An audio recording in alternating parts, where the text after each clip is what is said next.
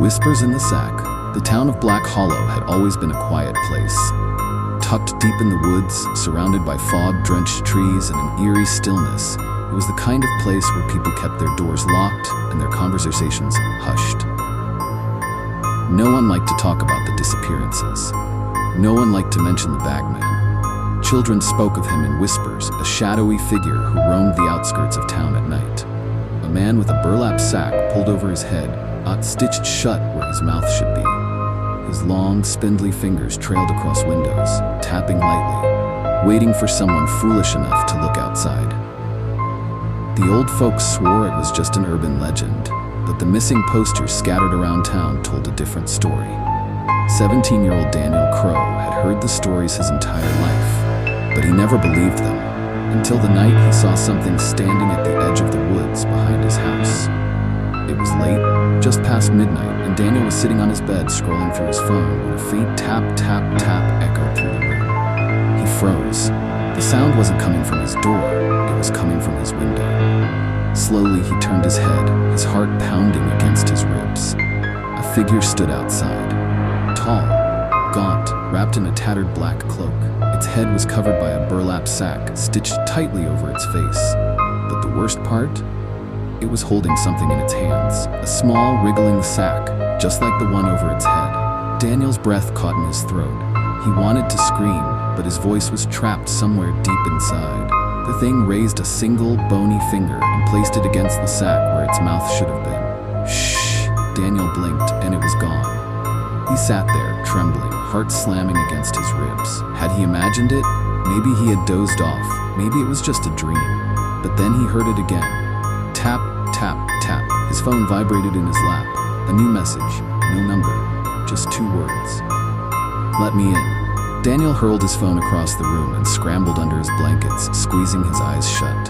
He stayed like that until dawn, listening to the occasional tap against the glass. But when he finally worked up the courage to look outside, nothing was there. But something had been, because on the glass, written in smeared dirt, were 2 more words. See you. The sack collector? Daniel tried to convince himself it had been a prank. Maybe some kid from school messing with him. But deep down, he knew better. The stories about the Bagman weren't just stories. And then the disappearances started again. First, it was Mrs. Calloway, the old woman who lived in the house at the end of the street. She had been seen just the night before, sitting on her porch, rocking back and forth in her old wooden chair. But by morning, her house was empty. The door was wide open. The chair still swayed as if someone had just gotten up. Then it was Jake McAllister, a high school senior. He had been walking home from his girlfriend's house when something took him. His mother found his backpack in the middle of the road, unzipped, its contents spilling out like a gutted corpse. Daniel couldn't ignore it anymore. The Bagman was real, and he was getting closer. Beneath the burlap, Daniel barely slept after that night. Every shadow felt alive. Every whisper of wind against the window made his skin crawl. He tried to act normal at school, but the weight of fear pressed against his chest like a cold hand. It wasn't just him. The town was on edge. The disappearances were happening more frequently now. And worse, the police had no leads. But Daniel had one. The Bagman wasn't just taking people. He was collecting them. Late one evening, he decided to do something reckless. He needed proof that this wasn't all in his head. He needed to find out what was beneath the burlap sack. The hunt begins. Armed with his phone and a baseball bat, Daniel left his house at midnight. The streets of Black Hollow were unnervingly silent. Even the usual chorus of crickets had gone still. He made his way to the last place someone had vanished, the wooded path behind Jake McAllister's house. The trees loomed overhead, skeletal and twisted. Fog curled between them like creeping fingers. Daniel swallowed hard and took a step forward. That's when he saw it. A figure stood between the trees, tall, motionless. A burlap sack stretched tightly over its head, but this time Daniel noticed something new. The sack moved. It bulged and twisted, as if something inside was struggling. Then it twitched. Daniel stepped back, his breath hitching. A soft sound drifted through the trees. A whisper. It wasn't a voice. It was something inside the sack, something writhing, something alive. Daniel's stomach turned. He wanted to run. Every instinct screamed at him to turn and never look back. But then the bagman moved. His long, bony arms lifted the small, wriggling sack he carried, and then he opened it. Daniel didn't see what was inside. He didn't want to see, but he heard it. A choked, wet scream, a shrill, distorted wail like a person being drowned in air. It made his ears ring, his skull ache. And then, the burlap sack on the bagman's face tore open. Daniel caught the briefest glimpse of something unspeakable writhing inside the sack where a face should have been. Teeth, rows upon rows of jagged, uneven teeth, twisting and moving like a pulsing wound. He turned and ran. Something chased him, not footsteps, something worse. A wet, slithering sound like flesh sliding over dead leaves. Daniel didn't stop running, not until he reached his house. Not until he slammed the door shut and collapsed against it, gasping for breath. From outside he heard it, a whisper. Not yet, and then, silence. The sack that screams. Daniel didn't leave his house the next day, or the day after that. He barely ate, barely spoke. He kept replaying that moment in his head. The thing inside the sack, the twisting, jagged teeth where a face should be, the wet, slithering sound that had followed him through the woods. It wasn't just fear that gripped him. It was something worse. Something had changed. His room felt different. The walls seemed to press inward when the lights were off. His reflection in the mirror seemed off, like it lagged behind him when he moved.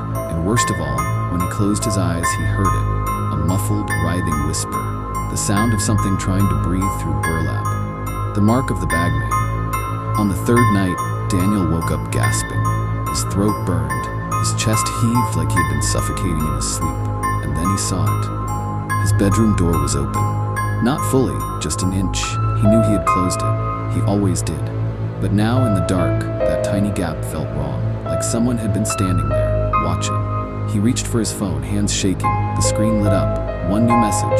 No number, no contact name, just a single video file. His stomach clenched as he hesitated, then tapped play. The screen went black for a moment. Then a grainy, distorted image flickered to life. A room. Not his, but somewhere dark, damp, like an old basement. The camera shook as if someone was holding it with trembling hands. And then, a figure stepped into view. Daniel's breath hitched. It was a person, or at least it had been. Their body twitched unnaturally, as if invisible hands were pulling at them from inside. Their arms jerked at odd angles, their head lolled to the side. And their face, no, not a face, a burlap sack. But unlike the bagman, this sack wasn't still. It bulged, it squirmed. Something inside was trying to push its way out. Then a sound, a scream, muffled, warped, trapped. Daniel's stomach twisted into knots. His breathing became shallow. The figure in the video snapped its head toward the camera. A horrible, wet, tearing noise filled the speakers.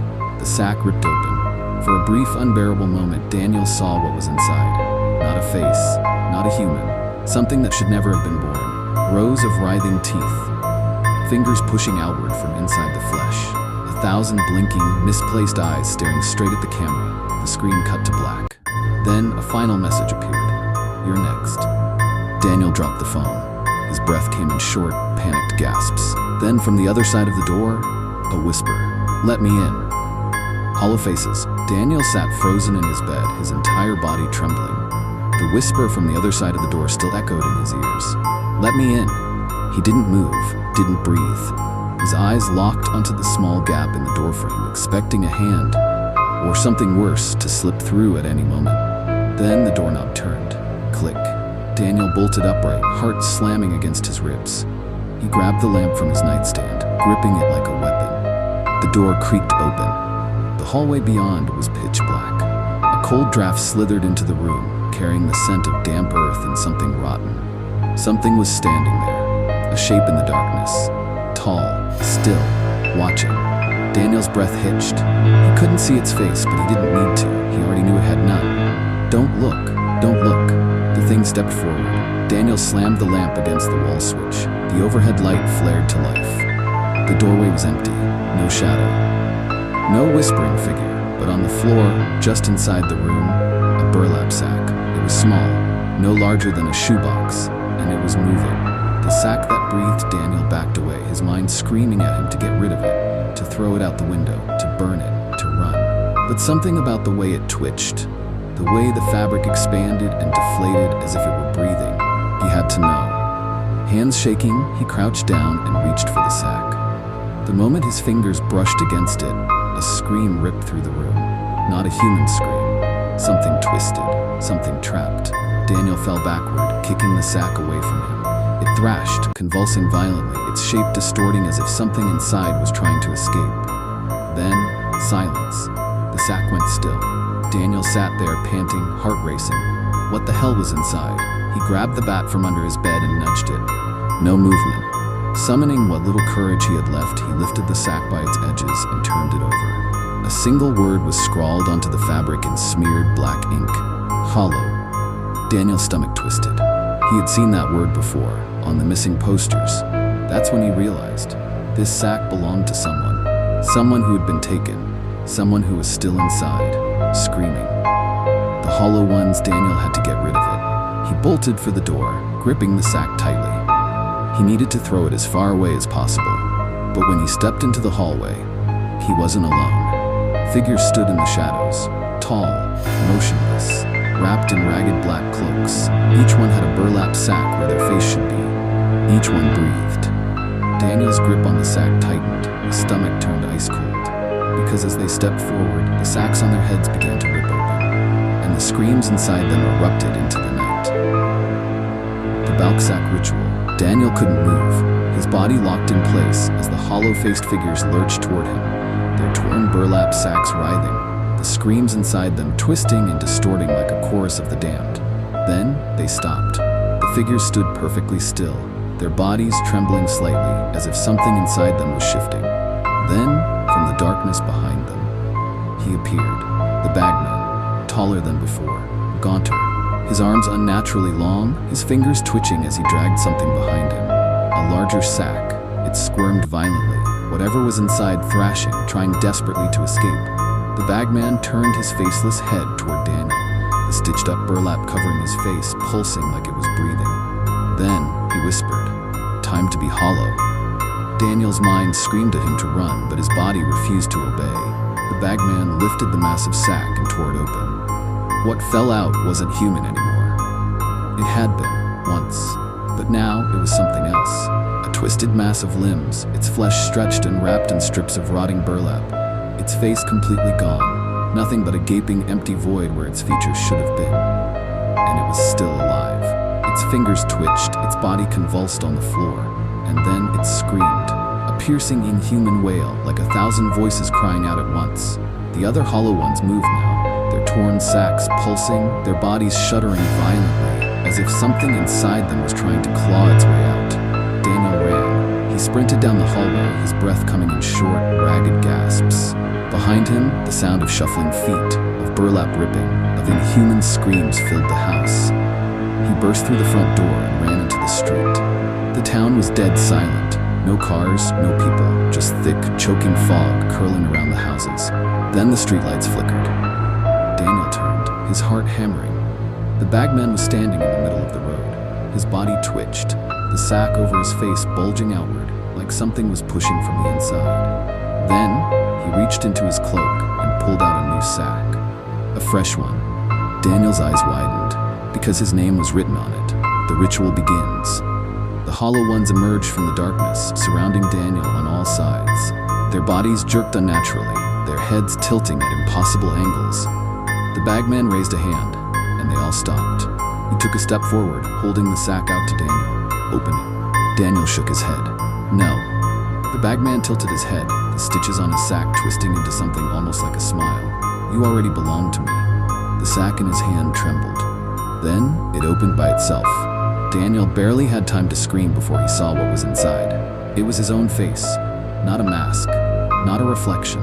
His actual, living, breathing face, staring back at him from inside the sack. It smiled. Then it spoke. "Let me in." The hollow ones rushed forward. Daniel screamed. The hollowing. Daniel tried to run, but the hollow ones swarmed him, their claw-like hands grasping at his arms, his legs, his face. Their burlap-covered heads bulged and twisted, something inside them pushing against the fabric, trying to escape. Their screams weren't just sounds, they were memories, voices of those who had been taken, each one crying out, trapped forever in the burlap void. "Let me in." Daniel fought, kicking, punching, trying to break free. But the Bagman Bagman simply watched, head tilting, the sack over his face twitching like a living thing. Then he raised his hand. The hollow ones stopped. Daniel gasped for air, his arms bruised, his body aching. The hollow ones held him in place, their grip like iron chains. The Bagman stepped forward, holding out the sack with Daniel's face inside it. "You were never meant to be whole." Daniel shook his head violently. No, please." The Bagman forced the sack over Daniel's head. A world of screams. Everything went black. Daniel felt the burlap tighten around his skin, felt it melt into him, seeping into his pores, into his bones. His screams became muffled, swallowed by the sack as if the fabric itself was drinking his voice. Then he saw, not with his eyes, with the sack. Memories of every person the Bagman had taken flooded into him at once, dozens, hundreds, thousands. Trapped in the darkness, screaming. Daniel felt his body twist and crack, his skin melting, his hands elongating into thin, unnatural shapes. The burlap became his new flesh. The teeth, the eyes, the writhing horror underneath, it was inside him now. He wasn't Daniel anymore, he was hollow. The final offering. The Bagman stepped back, watching as Daniel twitched violently, his new body shuddering, his face completely gone, replaced by the endless, breathing sack of horror. Then slowly the hollow ones bowed to him. They had a new brother now, a new servant of the void. The Bagman leaned in close, whispering one final message before vanishing into the darkness. "It's your turn now." And Daniel, no, the thing that used to be Daniel, turned toward the town, a new sack in his hands, a new name written on it. Somewhere, a child slept peacefully in their bed, but not for long, because the hollow ones always come, and the Bagman never stops.